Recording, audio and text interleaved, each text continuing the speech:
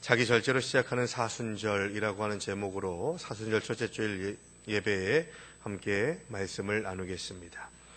오늘은 성령의 9가지 열매 중에서 마지막 열매로 기록된 절제라고 하는 단어에 집중하면서 우리가 자기 절제를 통해서 주님의 십자가를 묵상하고 바라보는 하나님의 사람들이 되어야 할 텐데, 우리가 십자가의 은혜를 알고 십자가의 능력을 알고 십자가를 통해서 십자가를 지신 예수 그리스도의 그 사랑 때문에 내가 의인되고 구원의 백성이 됐다고 하는 신앙 고백은 가지고 있지만, 그 신앙 고백 속에서 감사하고 기뻐하고 영광 돌리고 삶을 누리는 은혜를 깨닫지 못하는 이유가 무엇일까? 십자가에서 멀어지는 이유가 뭘까 생각을 해보면 자기 절제력이 없기 때문에 일어나는 일들일 때가 대단히 많이 있는 것이죠.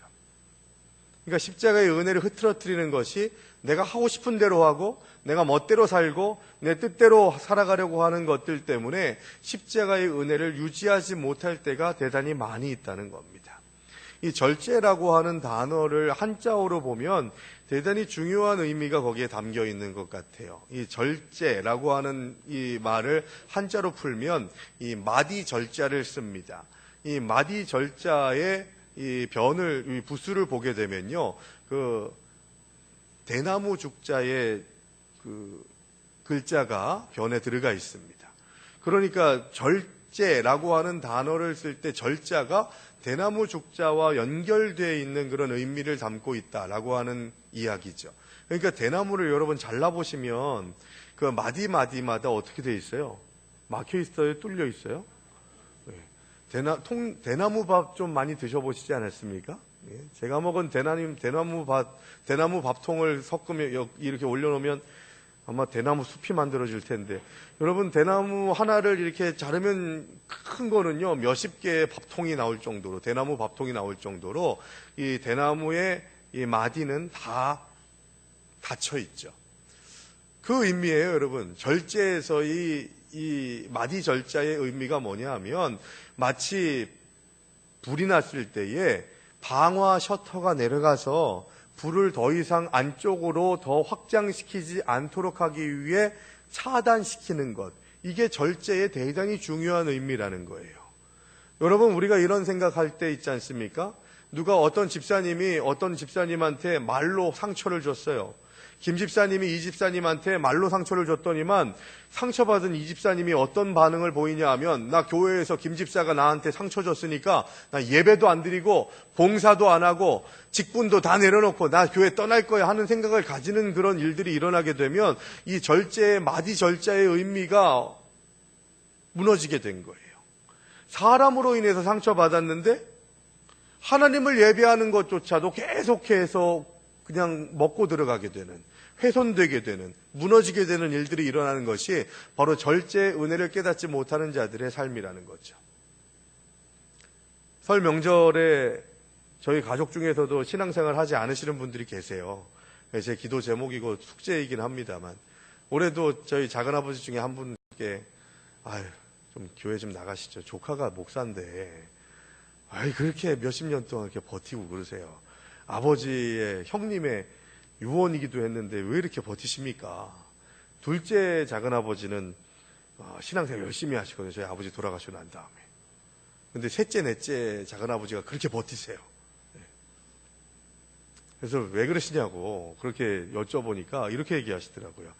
야, 내가 네 아버지 같은 신앙생활을 하는 사람만 있으면 내가 정말 오래전부터 교회를 나갔을 텐데, 가족 중에서도 보면 신앙생활 제대로 저렇게 신앙생활 해가지고 되겠어? 신앙인이, 믿는 사람이 저 따위로 살아? 하는 그런 생각을 갖게 하는 사람들이 너무 많아가지고, 내가 그 사람들이 신앙생활 제대로 안 하는 거 보면은 난 신앙생활 할 필요 없겠다 하는 그런 생각이 들어가지고 별로 마음이 와닿지가 않는다, 미안하다라고 그렇게 이야기를 하시더라고요. 그래서 제가 뭐라고 얘기할게요? 그 얘기를 듣고서 하나님이 지혜를 주셔서 이렇게 얘기를 했어요. 예수를 믿는 그리스도인들, 예수를 믿는다고 하는 신앙인들이 실패하는 것이 예수님의 실패는 아닙니다. 우리 믿는 자들이 실패한다고 해서 예수가 실패하고 예수가 문제 있고 예수가 믿지 않아도 될 만한 존재가 되는 게 아니고, 우리는 연약하고 부족해서 목사인 제가 대신 대신 믿는 자들이 제대로 신앙생활하지 않는 것을 용서를 구하고 사죄를 드리는데 사람 바라보지 마시고 예수님 바라보시기를 부탁을 드립니다. 다음 추석 때는 꼭 같이 예배 드리시는 일들이 왔으면 좋겠어요 라고 그렇게 이야기를 하죠. 예배 자리에 같이 있기는 해요. 그런데 찬송가도 부르세요. 어릴 때는 다녔거든요. 기도 시간에 끝나고 나면 아멘도 하세요. 근데 교회는 안 나가겠대요.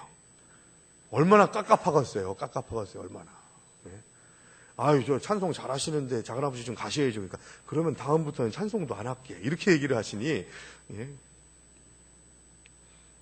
설날 얘기가 나왔으니까 여러분 좀 생각을 좀 바로 하셔야 되는 것이 한 가지 있습니다.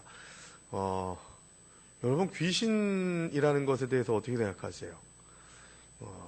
제사상에서 귀신을 모셔서 아빠, 엄마, 할아버지, 할머니를 귀신으로 섬기기 위해서 그 상을 차린다? 제사라고 하는 의미는 좀 다른 의미입니다만 이 명절에 같이 예배하는 이 추모 예배의 성격을 가지고 있는 것은 어떤 의미냐 하면 아버지를 귀신으로, 내 육신의 아버지와 할아버지, 할머니를 귀신으로 그 상에다가 모셔드리고 그분들을 섬기는 것이 그 상자리라고 생각하시면 안 돼요. 이번 설 명절 때 어떤 일이 있었냐면 제가 어머니한테 몇 번 부탁을 드렸거든요. 어머니, 아들이 예배 인도할 때는 음식이 다 타서 문드러지건 어떻건 간에 상관하지 말고 좀 얘기 좀 같이, 제가 설교하는데 계속해서 누구한테 말을 해요.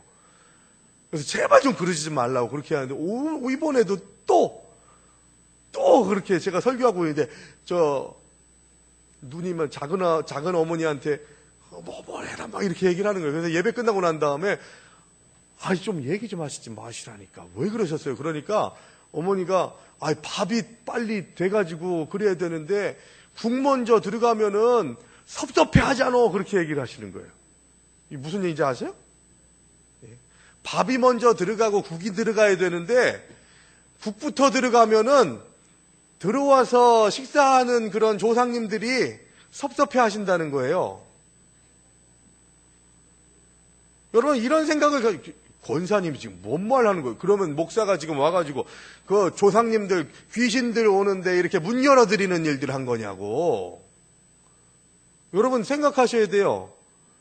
귀신의 존재는 오늘 주보에 보시면 예수중심교회 이초석이라고 하는 사람이 가지고 있는 그런 귀신론에 대한 것에 대해서 설명을 해요. 읽어보셔야 돼요, 여러분. 이 이초석이라는 사람이 가지고 있는 귀신론의 내용은 뭐냐 하면 그 책으로도 나와서 교리적으로 나와 있는 거예요. 이 귀신론 많이 얘기하지 않습니까? 이초석이라는 사람이 말하는 귀신론은 뭐냐 하면 바로 불신자들이 죽었을 때 귀신이 돼서 구천을 떠돈다는 거예요. 맞아요? 여러분 어떻게 생각하세요? 저는 제 아버지가 예수 믿고 돌아가셨지만 예수 믿지 않은 친척들이나 가족들 가운데에서 그분들이 예수 믿지 않고 죽으면은 구천을 떠도는 귀신이 되게 만들고 싶지 않아요. 그러면 우리 성경적으로 봐야 되잖아요. 성경적으로. 성경이 가지고 있는 귀신론은 뭐냐면, 귀신은 있습니다, 여러분. 성경이 말하는 귀신은 뭐냐 하면 사탄이 타락해서, 천사장이 타락해서 사탄이 되었을 때에 그 사탄을 쫓아서 들어온 그런 여러 그 천사장이 타락해서 사탄이 됐을 때에 따라온 타락한 천사의 그룹들을 귀신으로, 마귀로 표현하고 있는 것이 성경적인 가르침이에요. 여러분, 사람이 죽으면, 믿는 자가 죽으면 예수님께서 십자가상에서 어떻게 하셨습니까? 강도에게 네가 오늘 나와 함께 어디에 있으리라 하셨어요? 낙원에 있으리라. 죽음 이후의 세계에 대해서 예수님께서 직접 말씀하신 거예요. 믿는 자는 죽음 이후에 낙원에 가게 돼 있어요. 백보좌에서 예수님의 재림의 날 때까지 그 낙원에서 하나님의 은혜 가운데에서 거기에 머무르게 되는 것이죠. 그럼 믿지 않고 죽은 자는 어떻게 됩니까? 거지 나사로의 이야기를 통해서 보면 그걸 알 수 있어요. 음부에 들어가 있는 거예요. 이것은 둘째 사망이 있지는 않은 상태에서 심판을 기다릴 때에 죽은 사람들이, 믿지 않는 자들이 떨어지는 곳이 음부라고 성경은 분명히 얘기하고 있어요. 어디 아버지, 어머니, 할아버지, 할머니를 귀신으로 만들어요. 귀신을 섬기는 게 아니에요. 부모의 사랑과 조상들의 은혜를 기억하면서, 그리고 그 조상을 통해서, 그 부모를 통해서 지금까지도 유지하게 하신 가정 공동체를 주신 것을 감사하면서 설 명절, 추석 명절에 같이 예배드리는 거예요. 그래서 저희 어머니처럼 국이 먼저 들어가면 섭섭하잖아, 이런 얘기는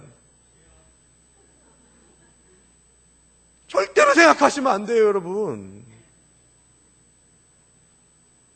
제상을 차려놓고 절을 하고 하는 것과는 좀 다르게 생각하셔야 돼요. 우리 믿는 자들이 추모하는 마음으로 예배드리는 것과 제사상에서 그렇게 절하고 하는 것과는 다른 거죠. 제가 어머니가 국그릇이 먼저 들어가면은 섭섭해야 그 얘기에 좀 되게 화가 났었어요. 근데 예수를 믿는 집사님, 권사님들, 저희 어머니가 나이롱으로 신앙생활 하시는 분 아니거든요. 항상 가족들이 희생을 해요. 목사가 설교할 때 보면. 어쩔 수 없어요. 우리도 그런 은연중에 그런 생각을 하는 그런 마음을 가지면 안 된다는 거예요. 그렇게 할아버지, 할머니, 아버지, 어머니가 귀신으로 와가지고 밥을 먹는다 하는 그런 생각을 하는 것은 김기동의 귀신론, 또 이초석의 귀신론, 우리가 이단이라고 규정하는 그 귀신론을 동의하는 것과 같은 거예요. 그러니까 마귀의 전략은 우리의 부모와 우리의 가족과 우리의 일가 친척들을 귀신으로 만들어서 두렵게 만드는 거죠. 그건 타락한 천사들이 마귀가 되고 귀신이 돼서 돌아다니는 거지, 죽은 누군가가 움직이는 것이라고 하는 것은 성경의 가르침이 아니라는 것을 여러분들이 꼭 깨달으셔야 돼요. 그렇게 되면 예수님 시대에 돼지들 몇천 마리 돼지떼에 들어간 게 우리의 할아버지, 고조 할아버지, 증조 할아버지가 돼버리게 되는데, 그러면 견디실 수 있으시겠습니까? 하나님의 창조론과도 배치되는 생각이에요. 이건 다음에 한번 이야기를 또 나눌 기회가 있지 않을까 생각이 됩니다. 사순절 절기를 통해서 우리가 회복해야 되는 건 뭐냐면, 이런 잘못된 가르침과 잘못된 생각들, 이것들을 끊어내는 것이 필요하다는 거예요. 절자에 대해서 설명드리긴 했습니다만, 조금 요 앞에 내 조그마한 부분이 무너졌다고 해서 와르르 그것 때문에 무너지게 되는 일들이 일어나는 것이 되어서는 안 되는 의미가 이 마디 절자에 있다는 거죠. 도미노라고 아시잖아요. 하나 무너지면 쭉 무너지는 거. 그건 절제의 미덕을 가지고 있는 사람들의 삶이 아니라는 거예요. 조금 무너졌어요. 그러면은 차단해 버립니다. 실수했네, 내가 낙심했네, 상처받았네, 그래도 괜찮아, 차단막이 켜져 있으니까. 마디마다 끊어낼 수 있는, 단절시킬 수 있는 그런 보호벽이 있어야 되는 것이 절제의 삶의 첫 번째 부분, 이 절자의 의미라는 거예요. 제자는 뭐냐? 마를 제자를 쓰는데, 이 마를 제자에도 보면 칼도자가 이렇게 옆에 붙어 있어요. 이게 무슨 의미냐 하면, 절제의 두 번째 의미는 바로 칼을 자르듯이 결단력 있게 나의 삶에 부족한 것, 나약한 것, 죄된 것, 악한 것들을 끊어내는 절제력, 결단력이 필요하다는 겁니다. 정리하면 이런 거예요. 절제의 절자는 마음에서 악한 것들을 걸러낼 수 있는 믿음의 경계들을 계속 쌓아나가야 된다는 것이고, 제자는 믿음을 바탕으로 성령의 의지에서 악한 것들을 물리치는 과감한 행동, 결단력, 다짐, 이런 것들이 필요하다는 거죠. 술에 술 탄 듯 물에 물 탄 듯 좋은 게 좋은 거요 하는 생각으로 가는 것이 아니라, 나에 대해서는 절제력을 가지고서 막아내고 끊어낼 수 있는 그런 다짐이 우리에게 있어야 된다는 거죠. 그래서 사순절을 통해서 여러분, 우리가 하나님의 은혜 가운데에서 내가 이렇게 살아갈 수 있게 된 것을 감사하면서도, 내가 세상에서 누리는 것 때문에 주님을 의지하지 못하고 주님께 집중하지 못했던 시간들을 회개하면서 금식도 하잖아요, 여러분. 금식도 하고, 또 교회학교 같은 젊은 사람들 같은 경우는 미디어 금식이라고 해가지고 TV도 보지 않고 핸드폰도 최대한 자제하고, 인터넷도 유튜브나 이런 것들도 절제하는 그런 일들을 감당하는 시간들로 이 사순절을 사용하는 이유가 있는 거예요. 금식의 대단히 중요한 의미는 뭡니까? 내가 인간적인 그런 필요에 따라서 공급받고 누리는 것들을 잘라내서 잠시 멈추어서 하느님께만 집중하겠습니다 라고 하는 고백이 금식에 담겨져 있는 거예요. 그래서 이 사순절은 주님께 집중하는 의미가 가장 커요. 주님, 내가 십자가를 잃어버렸습니다. 주님께서 주시는 사랑을 잃어버렸습니다. 내가 주님의 은혜 가운데에서 더 구체적으로 헌신하며 십자가의 백성으로서 증인으로 살아가야 되는데 그러지 못했습니다. 다시 회복되게 하여 주시옵소서. 이 고백이 사순절에 있어야 된다는 겁니다. 22절에 보시면 오직 성령의 열매는 이라고 그렇게 돼 있어요. 오직 성령의 열매는 23절에서 뭐라고 얘기합니까? 이 같은 법을 금지할 것이 없다고 얘기해요.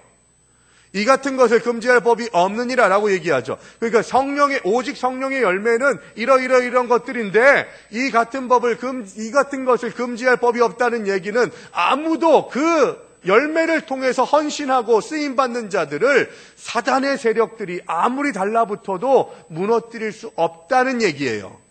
그러면 여러분, 이 절제라고 하는 영어 단어가 셀프 컨트롤인데 이 셀프 컨트롤이라고 하는 단어를 오해하시게 되면은 내 스스로가 가지고 있는 능력으로 나를 컨트롤할 수 있다라고 하는 의미가 절제라고 생각하시면 100번 다 무너지고 실패하게 돼 있어요. 그러면 우리는 어떤 능력으로 컨트롤할 수 있는가? 22절은 오직 성령의 열매는 이라고 되어 있다는 것을 우리가 보게 되면 오직 성령을 통해서만 이 열매들이 맺어지게 된다는 것을 말씀하고 있다는 겁니다. 사순절을 통해서 우리가 회복해야 되는 것은 성령의 능력, 내 능력 아니라 내 공로 아니라 내 힘 아니라 성령의 능력을 힘입어야만 우리는 절제를 통해서 십자가를 완성해 갈 수 있고 완성된 십자가를 유지하는 자가 될 수 있게 된다는 거예요. 24절을 다시 한번 볼까요? 오늘 본문 24절의 말씀. 절제하는 것에 대해서 말할 때 24절에서 그 대단히 중요한 의미를 찾아볼 수가 있습니다. 자, 24절 같이 읽어봅니다. 그리스도 예수의 사람들은 육체와 함께 그 정욕과 탐심을 십자가에 못 박았느니라. 자, 여기 보세요. 그리스도 예수의 사람들에게만 그 다음이 적용된다는 거예요. 여러분, 그리스도 예수의 사람들이 되시기를 주의 이름으로 축원합니다. 아니, 나 예배당 들어왔는데 나 그리스도 예수의 사람인데 무슨 소리 하시는 거예요? 가슴에 손을 얹고 우리 한번 생각해 보자고요. 우리가 지식적으로 내가 생각으로는 예수의 사람이라고 말하더라도 삶으로 연결되지 않으면 그 예수의 사람이라고 하는 것 때문에 하나님이 영광 받지 못하실 때가 있다는 거예요. 옆집에서 화평교회 집사람이 저렇게 살고 있어. 화평교회 권사람에, 장로람에, 목사람에 저렇게 살면 안 되는데 하는 그런 생각들을 가지고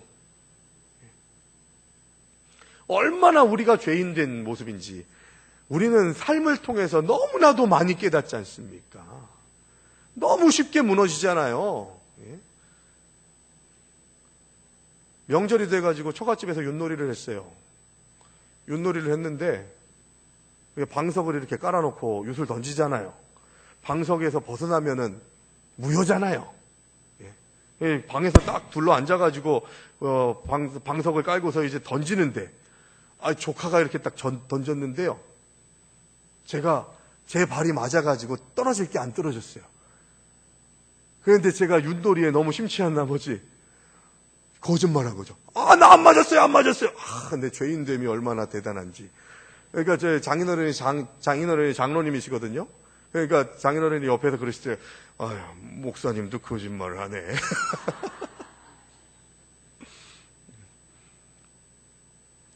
여러분, 우리는 너무 실수 많이 해요. 너무 자기 죄를 숨기는 것이 익숙해요. 거기다가 내 죄에 대한 문제를 가족들한테 전가시킬 때가 많이 있어요. 내가 이렇게 된 거는 너 때문이야. 그래서 말로 상처 주고 표정으로 상처 주고 생활하는 자체만으로 상처 주는 일들이 믿는 자의 가정에서도 나타나게 되는데 어떻게 우리가 그리스도 예수의 사람이라고 말할 수가 있어요? 우리 신앙생활에는 두 가지 축이 있습니다. 이 두 가지 축을 무너뜨리면 안 돼요. 한 가지만 집중되면요 안 된다는 거죠. 두 개의 바퀴가 있는데 바퀴가 똑같이 소중하게 귀하게 다뤄져서 같이 나가야지 한쪽의 바퀴만 크면요 제자리만 돌잖아요. 우리 신앙생활에 사도 바울의 가르침 중에 제일 큰 게 뭐냐 하면 믿음이라는 건데, 이 믿음만으로 되는 것이 아니라 사도 바울은 분명히 로마서의 말씀에 보시면 이 믿음과 함께 한 가지 축, 똑같이 중요하게 생각해야 되는 축이 있다고 말씀드렸죠. 뭐라고요? 성화. 믿음과 성화의 삶이 같이 가야 돼요. 믿음은 뭐냐? 오직 의인은 믿음으로 말미암아 살리라. 의인된 삶은 믿음만으로 가능한데, 그 믿음은 뭐냐? 예수 그리스도의 십자가 보혈의 능력을 믿는 믿음이에요. 그래서 믿음이 있는 자들만이 사순절을 의미 있게 보낼 수 있어요. 왜냐? 이 믿음으로 십자가를 바라보지 못하는데 어떻게 그 십자가를 묵상을 해요? 거기에 달려 죽으신 예수를 어떻게 묵상을 해요? 사순절의 시작점은 믿음에서 시작되는 거예요. 그리고 그 다음에 어떤 것으로 끝나냐? 절제, 오늘 설교의 주제가 자기 절제로 시작하는 사순절이라고 말씀드렸는데, 믿음으로 십자가를 붙잡았어요. 내가 구원받고 의인 될 수 있는 가장 유일한 능력은 십자가밖에 없습니다라고 하면서 믿음으로 십자가를 붙잡았는데, 그 십자가의 백성으로 완성되는 삶이 어떤 삶이냐? 성화라는 거예요. 성화가 뭐냐? 거룩하게 되어져가는 과정인 거예요. 그걸 풀어서 얘기하면 예수 닮는 삶을 얘기하는 거죠. 예수 그리스도의 장성한 분량에까지 이르는 삶이 바로 성화의 삶이라는 거예요. 예수를 닮아가야 된다는데, 나 이 정도면 됐어. 할 수 있어요? 예수 그리스도의 장성한 분량까지 이르러야 된다고 하는데, 나 이만하면 이 정도면 훌륭해 라고 그렇게 말할 수 있냐고요. 그래서 우리가 항상 부족한 거예요. 왜냐? 우리는 예수가 아니기 때문에. 예수를 계속해서 닮아가야 되기 때문에 우리의 육신의 정욕과 안목의 정욕과 이생의 자랑들을 다 끊어내고 내려놓아야 되는데, 그게 잡초 같아가지고 끊고 무너뜨리고 찢어내고 그래도 계속해서 올라오는 것이 바로 우리의 정욕과 욕심들 때문이라는 것이죠. 그래서 매일매일마다 성화되는 하나님의 사람들이 되기를 소망해야 된다는 거예요. 우리의 의는 어디에서 옵니까? 여러분 다 상대적이긴 하지만, 그 상대적으로 누구는 더 예배 잘 드리고, 누구는 더 예수님을 더 많이 찾고, 어떤 사람은 더 주님께서 기뻐하시는 삶을 살겠다고 하지만, 우리는 다 실패한 자들이죠. 오호라 나는 권고한 자로다. 이 사망의 늪에서 누가 나를 건져내랴 라고 하는 사도 바울의 고백이 우리의 고백입니다. 우리는 그렇게 쉽게 무너질 수밖에 없는 존재들이라는 것을 인정할 수 있어야 된다는 거예요. 절제할 수 있으려면 제일 먼저 우리의 육체가 죽어야 합니다. 엄밀히 말하면, 더 설명을 붙이면 우리의 육체가 죽어야 된다. 우리의 육체는 더러운 것이다. 이건 영지주의자들의 이분법적인 사고라고 말씀을 드렸었죠. 육체도 또한 하나님의 성전이라는 것을 성경은 얘기합니다. 너희의 몸이 하나님의 성전이라는 것을 알지 못하느뇨? 라고 그렇게 말하는 이유가 뭐예요?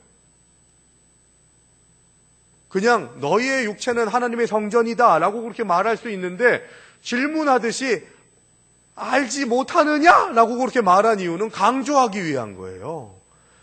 부모가 자녀한테, 야, 누구누구야, 너 엄마가 아빠가 널 얼마나 사랑하는지 모르니? 라고 얘기한 것은 제발 좀 알아다오 라고 그렇게 얘기하는 거잖아요. 우리의 육체도 하나님의 성전이라니까요. 거룩하게 구별된 것이 돼야 된다는 거예요. 근데 우린 그걸 잘 못하잖아요.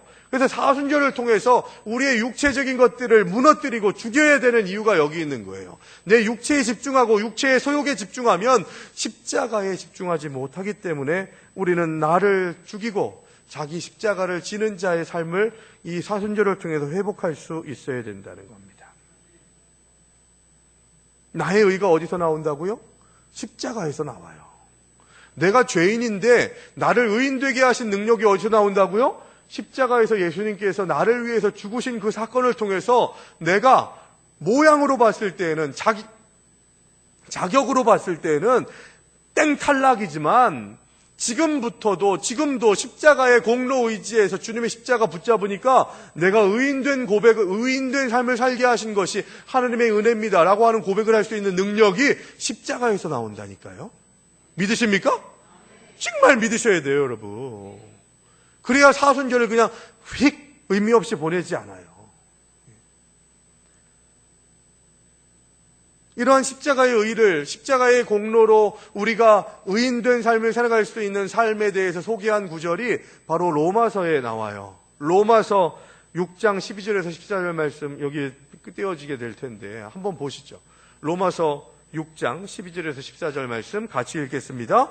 그러므로 너희는 죄가 너희 죽을 몸을 지배하지 못하게 하여 몸의 사욕에 순종하지 말고, 또한 너희 지체를 불의의 무기로 죄에게 내주지 말고, 오직 너희 자신을 죽은 자 가운데서 다시 살아난 자 같이 하나님께 드리며, 너희 지체를 의의 무기로 하나님께 드리라.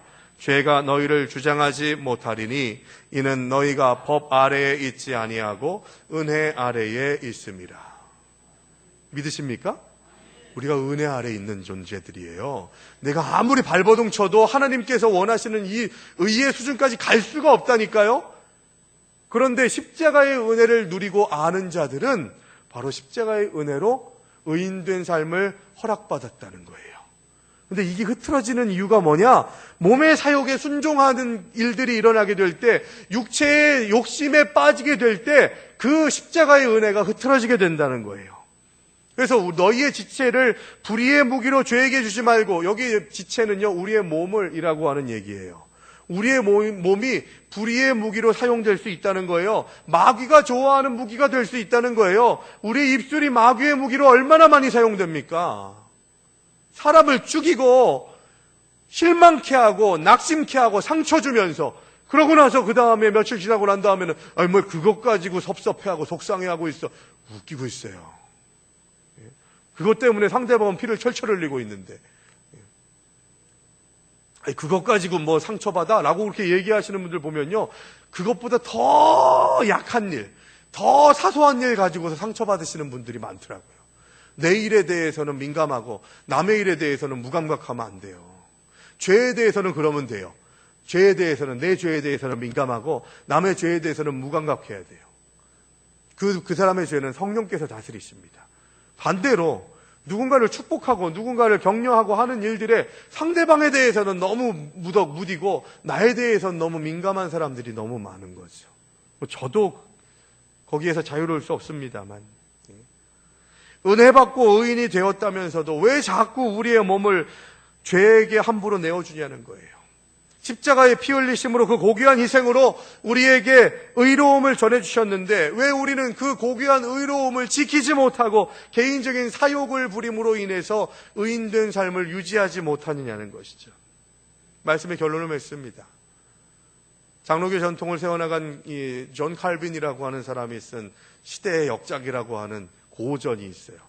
기독교 강요라고 하는 책의 제일 첫 번째 장에 보시면 이런 구절이 있습니다. 우리 자신의 비참한 모습을 보게 될 때야 비로소, 죄에 대해서 비참하게 무너진 모습을 발견할 때야 비로소 우리는 하나님의 완전하심을 인정하고 그분께 도움을 구할 수 있습니다. 여러분, 그래서 우리가 죄인됨을 고백하는 것은 그만큼 중요해요. 내가 죄인이라고 하는 고백이 흐트러지게 되면 십자가도 소용이 없는 게 되거든요. 예수 그리스도의 죽으심과 고난당하심도 의미가 없거든요. 내가 무슨 상관이야? 나는 의로운 의인인데 하는 그런 생각들을 갖게 될 때 십자가의 은혜를 무시하는 자가 될 수밖에 없다는 겁니다. 자기 절제를 상실해서 좌충우돌 살아가는 그런 삶을 통해서 하나님께 영광을 가리우고 있음에도 불구하고 나는 예수를 아는데 상관없어 하는 생각으로 십자가를 더럽히는 어리석은 자가 될 때가 많이 있다는 거죠. 오늘 24절 말씀처럼 이 십자가에서 자신의 육체를 매일같이 죽여가는 사람들이 그리스도의 예수의 사람들, 주님의 자녀라는 것을 오늘 성경은 말하고 있습니다. 우리는 우리 스스로에게 물어봐야 됩니다. 나는 그리스도 예수의 사람입니까? 아니면 세상의 자녀입니까? 이 질문에 대해서 정확하게 대답하지 않으면 우리는 낙심하고 절망하면서 십자가를 점점 더 멀리하게 될 수밖에 없는 어리석은 자들이 될 수밖에 없다는 것입니다. 오늘 보면 25절, 26절의 말씀을 다시 한번 보시죠. 만일 우리가 성령으로 살면 또한 성령으로 행할지니 헛된 영광을 구하여 서로 노엽게 하거나 서로 투기하지 말지니라. 성령의 9가지 열매를 감당하기 위해서 주님께 집중해야 되고 육체와 함께 그 정욕과 탐심을 십자가에 못 박는 삶을 살아가야 되는데, 그러려면 어떻게 해야 되느냐? 우리가 성령으로 사는 자들이면 성령으로 행하는 자가 되어야 된다고 말씀하면서 성령에 붙잡힌 자의 삶이 되어야 한다고 말씀하고 있어요. 그래서 매일매일마다 내가 성령의 사람입니까? 아니면 육체의 소욕에 빠진 마귀의 가르침을 받는 사람입니까를 계속 물을 수 있어야 된다는 거예요. 계속 내 삶에 말씀을 적용하고 하나님의 마음과 기준점을 따라서 살아가야 된다는 거죠. 그렇게 하는 삶을 살아가는 것이 성령을 따라서 행하는 자가 되려면요, 26절에서 말씀하고 있는 게 뭐예요? 헛된 영광을 구하여 서로 노엽게 하거나 서로 투기하지 말지니라. 이 얘기는 뭐냐? 성령의 은혜를 충만하게 받는 자의 삶을 어디에서 보증받아야 되냐? 성도와 성도들 사이에, 사람과 사람들 사이에서의 교제를 통해서 보증할 수 있어야 돼요. 이게 무슨 얘기예요? 내가 성령의 사람이에요. 그럼 내 주변 사람들이 그걸 인정해 줘야 돼요. 내가 나를 인정하는 게 아니라, 야, 저 사람 예수 제대로 믿는 것 같아, 저 사람은 진짜 예수님의 사람인 것 같아 라고 하는 그런 말을 들을 수 있어야 된다는 거예요. 사순절에 이런 말 많이 들으시기 바랍니다. 그러니까 관계를 통해서 누군가를 노엽게 하거나 누군가를 투기하고 시기하고 질투하는 일들이 일어나게 되면 우리는 성령의 사람들이 아닐 가능성이 많아지게 된다는 거죠. 그리고 누군가를 노엽게 하고 투기하는 일들이 일어나는 이유가 뭐냐? 자기 절제력을 무너뜨렸기 때문에, 절제의 미덕으로 주님 앞에 나아가지 못하기 때문에 이런 일들이 발생할 때가 대단히 많이 있다는 겁니다. 여러분, 주님 닮아가시기 바랍니다. 주님의 성품을 닮고 주님의 발걸음을 닮아가고 주님의 뜻을 닮아가는 자들이 되시기를 주의 이름으로 축원합니다. 그래야만 우리가 하나님의 백성으로서 십자가의 공로, 십자가의 은혜를 깨닫는 믿음의 사람들이 되게 된다는 것이죠. 이제부터 시작되는 사순절, 우리는 어떻게 보내야 될까요? 내 주변에 아직도 남아있는 바리새적인 생각들을 벗어버리고 오직 하나님께서 나를 위해서 십자가를 담당하게 하시고 나 때문에 그 십자가를 짊어진 예수 그리스도를 힘입어서 오늘 내가 주님의 십자가의 의로 살아갈 수 있는 은혜를 받았으니 나 또한 다른 자들에게 그 은혜를 전하는 통로가 되게 해 주시옵소서 고백하면서 나의 온전함으로 아직 온전하지 않은 자들을 섬기면서 더 십자가를 전달하고 십자가의 전달자가 되어서 하나님의 백성으로서 더 크게 사용되고 더 온전히 세워지는 하나님의 백성들이 되시기를 주의 이름으로 축원합니다. 조용히 묵상하시면서 주신 말씀 기억하고 기도의 시간을 갖겠습니다.